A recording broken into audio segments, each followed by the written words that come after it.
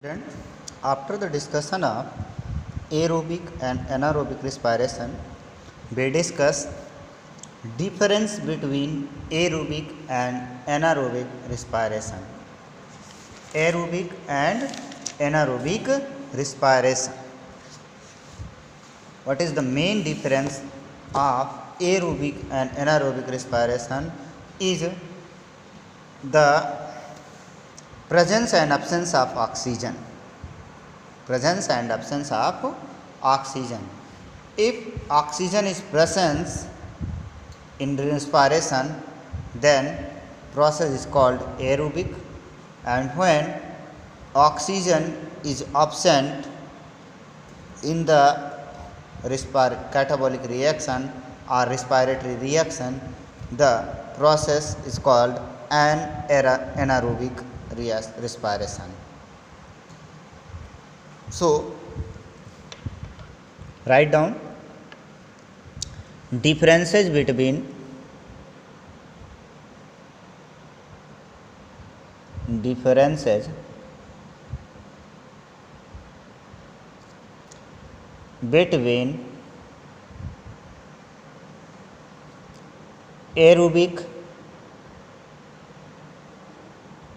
aerobic and anaerobic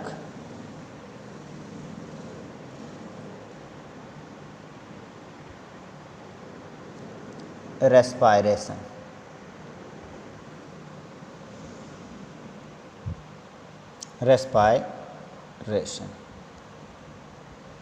Aerobic and anaerobic respiration. First we write aerobic respiration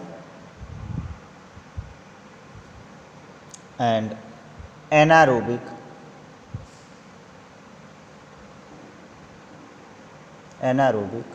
respiration. Aerobic and anaerobic respiration.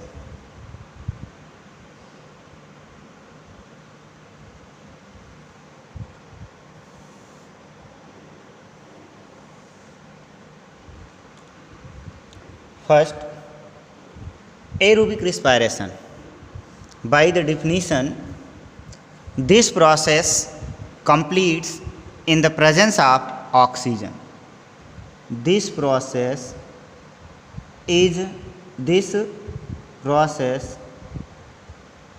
complete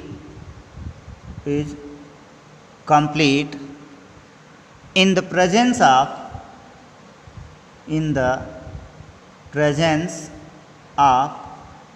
oxygen.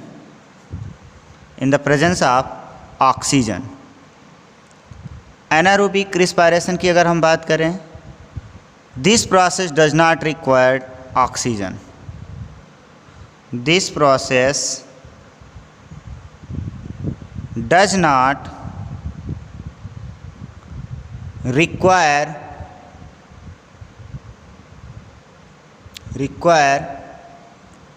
Oxygen.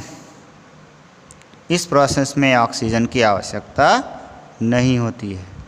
Second point की बात करते हैं हम. इस process में glucose molecule completely क्या होता है, ऑक्सीडाइज्ड हो जाता है, जबकि एनारोबिक रिस्पायरेशन में ऑक्सीडेशन ग्लूकोज का इनकम्प्लीट होता है. The glucose molecules are completely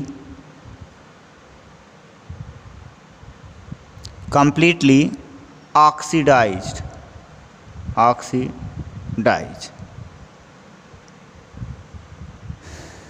Incomplete oxidation of glucose.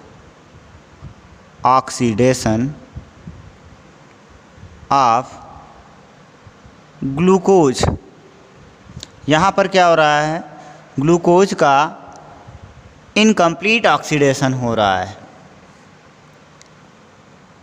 इसके थर्ड पॉइंट की बात कर लेते हैं। The end product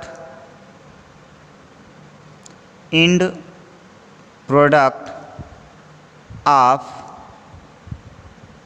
aerobic respiration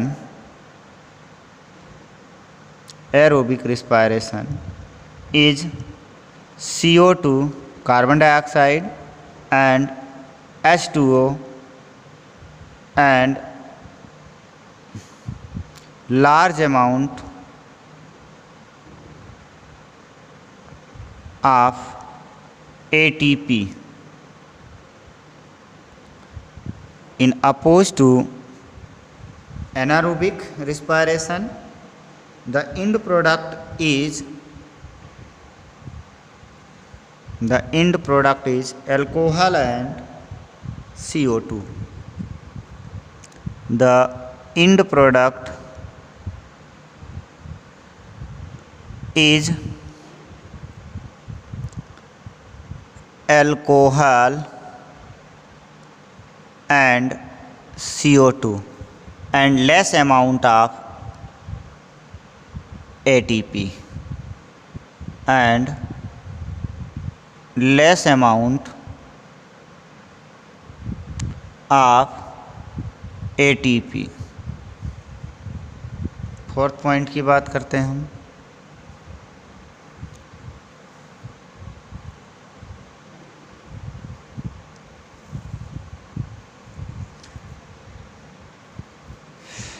This process completes in cytoplasm and Krebs cycle in mitochondria.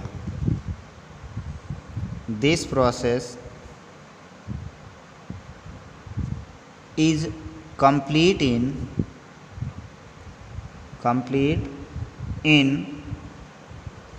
cytoplasm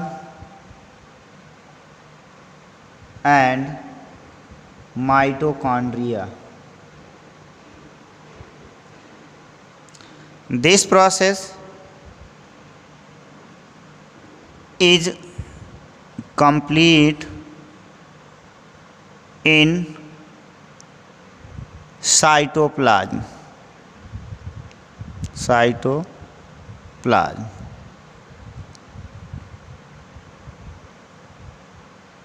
In this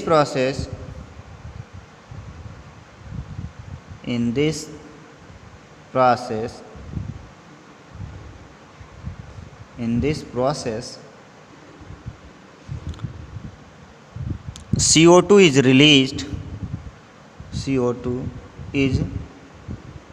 released in large amount.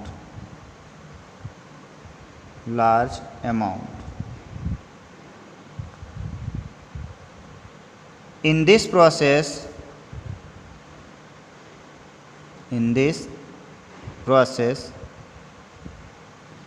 CO2 is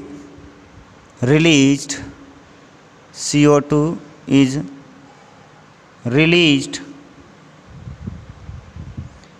in less amount. These are the main differences of aerobic and anaerobic respiration. After that, the difference between aerobic and anaerobic respiration, we talk about respiration in plants. Respiration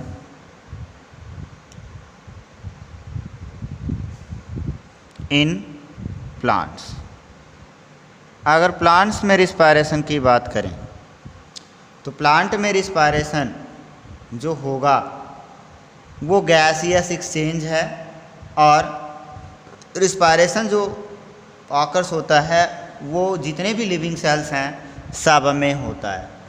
जो gaseous exchange है plant में और animal में वो different होते हैं। Plant do not have any definite respiratory organ, plant के पास कोई भी रिस्पायरेटरी आर्गन नहीं होता है। जबकि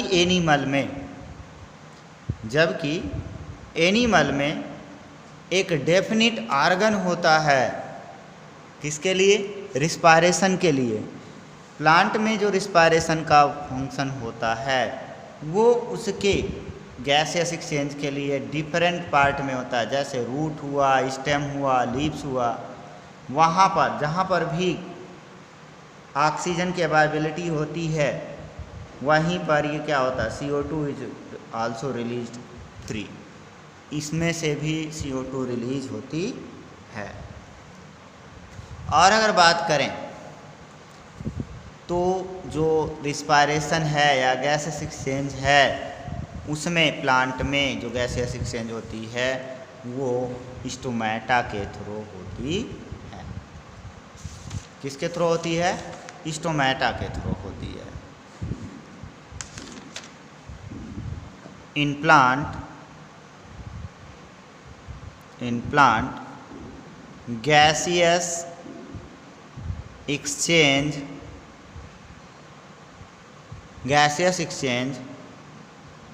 take place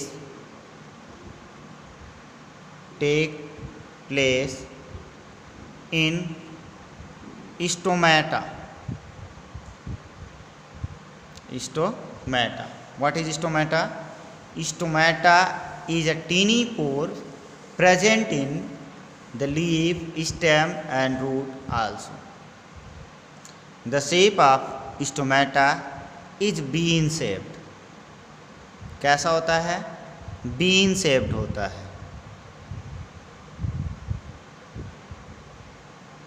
ये कैसा होता है? बीन शेप्ड होता है। इसके चारों तरफ सब्सिडरी सेल्स पाई जाती हैं।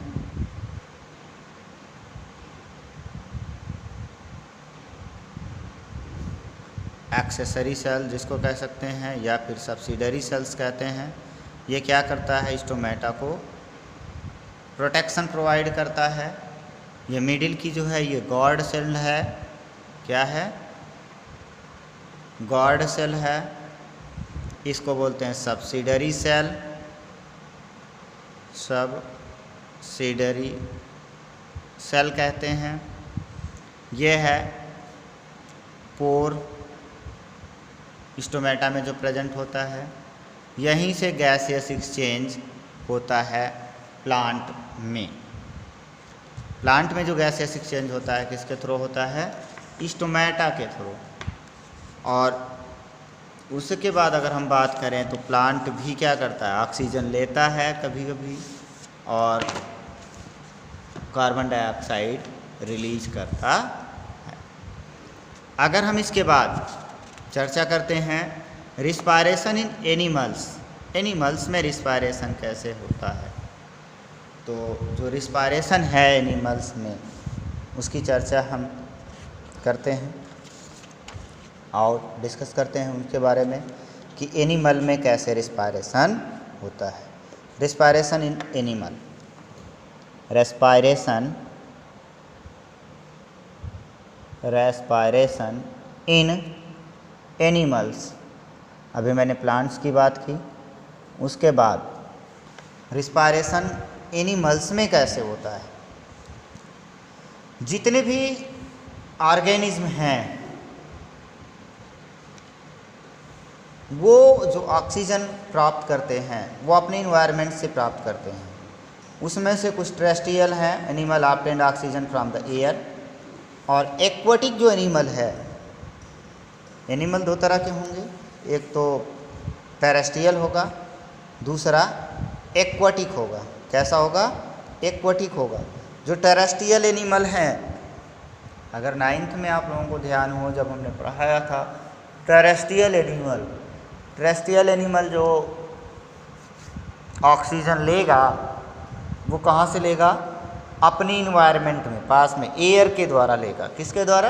एयर के द्वारा। लेकिन जो एक्वाटिक एनिमल है, aquatic animal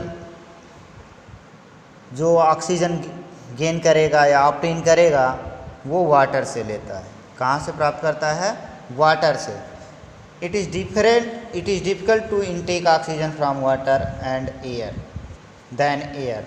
we know that approximately 21% of part of our atmosphere made up of oxygen. अगर हम याद है कि हमने बताया भी था कि जो ऑक्सीजन का परसेंटेज है इन्वायरमेंट में वो 21% है। कितना है? 21%। जबकि जो ऑक्सीजन है डिजॉल्व वाटर में वो less than amount of oxygen present in water. Air में जो प्रेजेंट ऑक्सीजन है उससे जो है लेस ऑक्सीजन वाटर में डिजॉल्व होती है। तो वहाँ पर जो एक्वाटिक ऑर्गेनिज्म हैं वो ऑक्सीजन को बहुत डिफ़िकल्टी रूप से जो है क्या करते हैं, ऑब्टेन करते हैं। तो उनके लिए जो रिस्पायरेशन की अलग अलग धारणाएं हैं कि कौन किस में कैसे रिस्पायरेशन होगा। तो डिफरेंट एनिमल में, डिफरेंट समूह में डिफरेंट टाइप्स के रिस्पायरेटरी ऑर्गन्स हैं। जैसे हम बात करते हैं respiratory organs of animals of different group. अगर हम डिफरेंट ग्रुप की बात करें तो सबसे पहले हम यूनिसेलुलर की बात कर लेते हैं। जो एक्वाटिक है अमीबा की बात करते हैं। अमीबा क्या है? प्रोटोजोवन है जो कि कैसा है? यूनिसेलुलर है। इसमें भी रिस्पायरेशन होता है, गैसेस एक्सचेंज होता है। और भी कैसे होता है? नॉर्मल सेल सरफेस द्वारा, बाय द डिफ्यूजन। किस प्रोसेस के थ्रू होता है? डिफ्यूजन प्रोसेस के थ्रू होता है। किसमें? अमीबा में। और अर्थवर्म की बात कर लें तो इसमें जो होता है, अर्थवर्म में जो होगा वो एनिमल अपनी मॉइस्ट स्किन के द्वारा, उसकी स्किन ही क्या है? उसका रिस्पायरेटरी ऑर्गन है, उसी के द्वारा उसमें क्या होता है? क्यूटेनियस रिस्पायरेशन शो करता है। नोट भी करते चले, नहीं तो आगे हम बढ़ते चले जा रहे हैं। मैंने क्या कहा? जितने भी एनिमल्स हैं, किसकी बात की हमने? एनिमल्स की। एनिमल्स में जो रिस्पायरेशन होगा वो एनिमल्स जो हैं दो तरह के हैं। एक तो टेरेस्ट्रियल है और दूसरा जो है एक्वाटिक है।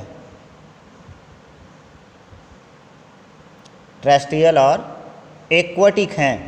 टेरेस्ट्रियल की बात करें तो इसमें जो रिस्पायरेशन होगा थ्रू एयर होगा। किसके थ्रू होगा? थ्रू एयर होगा। जबकि एक्वाटिक की अगर हम बात करें, जो एक्वाटिक एनिमल्स हैं उनमें जो रिस्पायरेशन होगा थ्रू वाटर होगा। किसके थ्रू होगा? वाटर के थ्रू होगा। थ्रू वाटर होगा। जो एयर है, ये एयर क्या है? Air is a mixture of gases. क्या है? मिक्सचर ऑफ गैसेज हैं। तो उस गैसेज में जो ऑक्सीजन है उसका जो परसेंटेज है, ऑक्सीजन की परसेंटेज की बात करें तो टोटल का 21% केवल ऑक्सीजन है। जबकि इसके अपरपेक्ष में अगर हम एक्वाटिक एनिमल की बात कर लें तो एक्वाटिक एनिमल्स में के लिए जो ऑक्सीजन डिजॉल्व होगी वाटर में वो लेस अमाउंट में होती है than gas of our air. Air की अपेक्षा में वहाँ पर लेस अमाउंट में होगी। कैसा होगा? Less amount of oxygen, less amount of oxygen dissolve in water. इसलिए एक्वाटिक एनिमल को रिस्पायरेशन में बहुत ही डिफ़िकल्टीज होती हैं। तो कुछ डिफरेंट एनिमल्स हैं और उन एनिमल्स के हम क्या करने जा रहे हैं? आर्गन की बात कर लेते हैं। Respiratory organs. Respiratory organs in different groups of animal. Different groups of animal. different groups of animal, respiratory organ in different groups of animal। जैसे सबसे पहले हम अमीबा की बात कर लेते हैं। एग्जाम्पल में हम अमीबा को लेते हैं। सबसे पहले अमीबा क्या है? एक यूनिसेलुलर है। कैसा है? Unicellular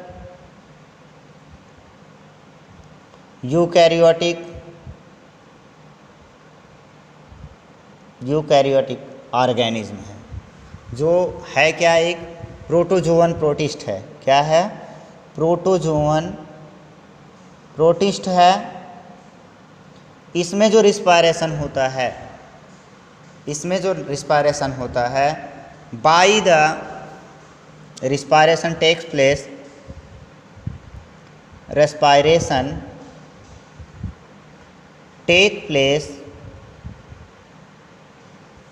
by the normal cell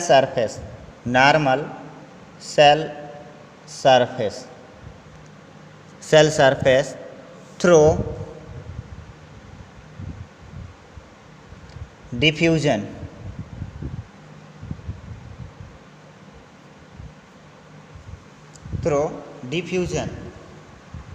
You know what is diffusion? Diffusion is a process of transportation of material from lower concentration to higher concentration to lower concentration, या सीधा सीधा कह सकते हो the movement of matter from higher concentration to lower concentration is known as diffusion। इसके बाद हम बात कर लेते हैं अर्थवर्म की। Earthworm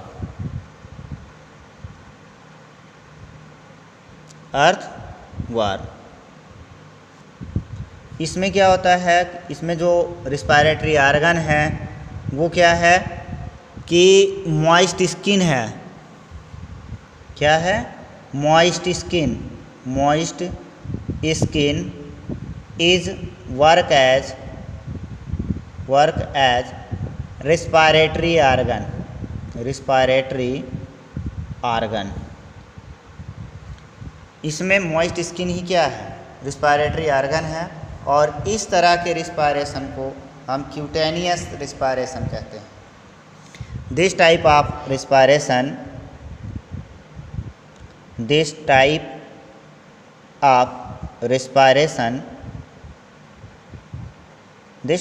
respiration is known as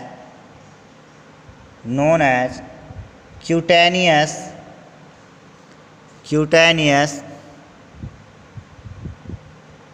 respiration.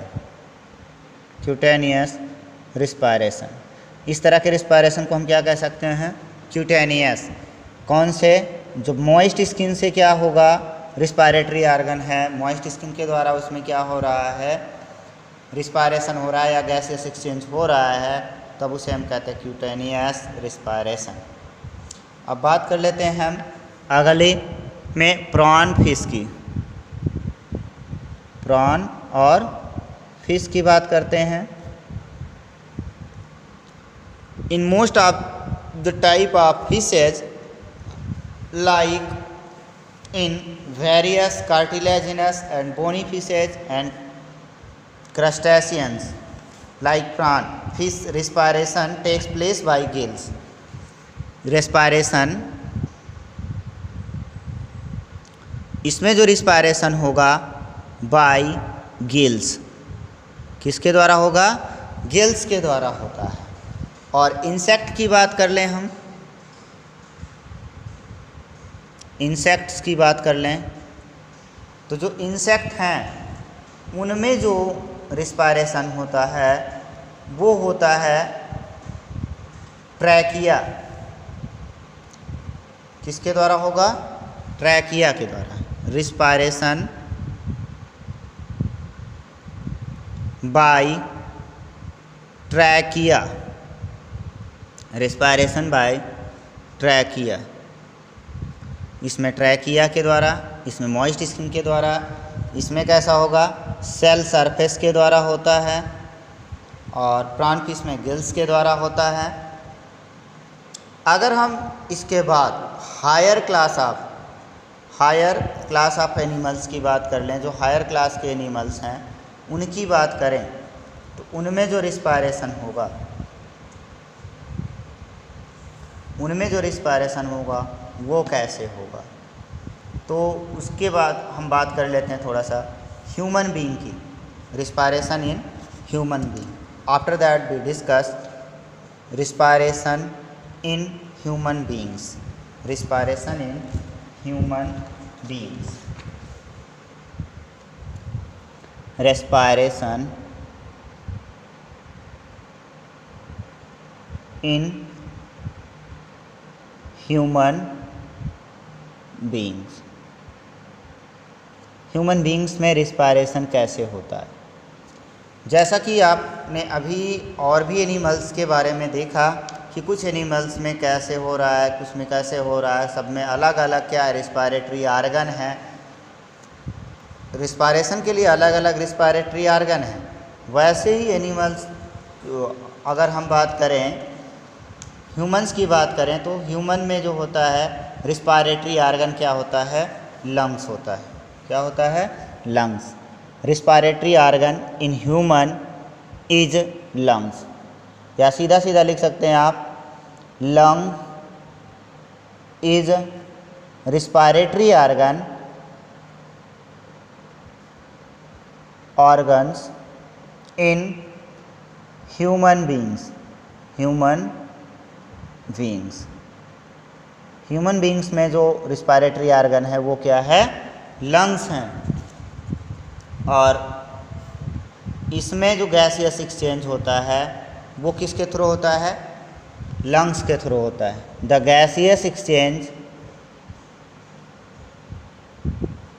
Exchange take place through the lungs,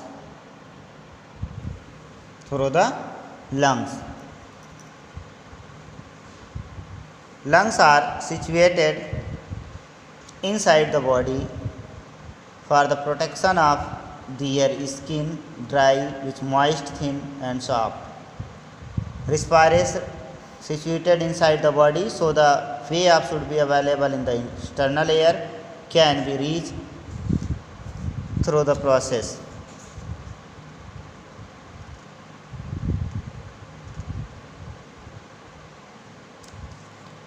तो इस तरह से अगर हम देखें तो जो है रिस्पायरेशन है ह्यूमन की अगर बात कर लें, या फिर और दूसरे जो टेरेस्ट्रियल एनिमल हैं उनमें जो रिस्पायरेशन होगा वो फॉलोइंग स्टेप्स में होगा। उसका जो पहला स्टेप होगा, passage which connect external air to the respiratory surface. Steps in respiration, कौन कौन से स्टेप आएंगे रिस्पायरेशन के लिए। जो पहला स्टेप होगा वो पैसेज होगा, रास्ता होगा, passage which connects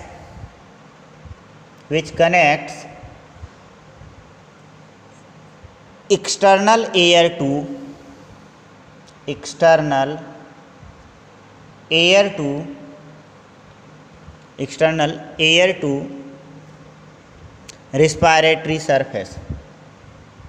respiratory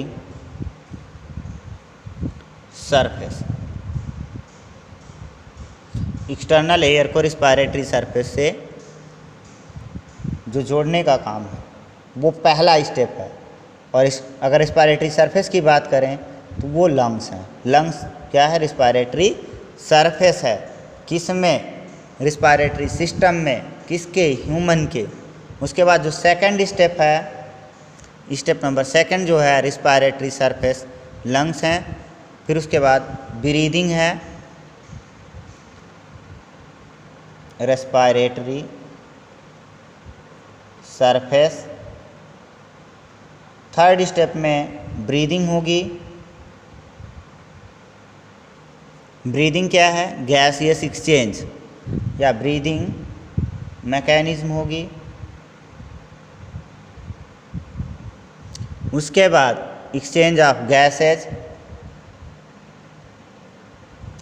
exchange of gases, exchange of gases. फिर एक्सचेंज होने के बाद transport of gases, transport of gases. Six step में सेलुलर रिस्पायरेशन, सेलुलर रेस्पायरेशन। ये पूरे के पूरे 6 स्टेप्स आते हैं किसमें? जो टेरेस्ट्रियल एनिमल हैं उनके रिस्पायरेशन में।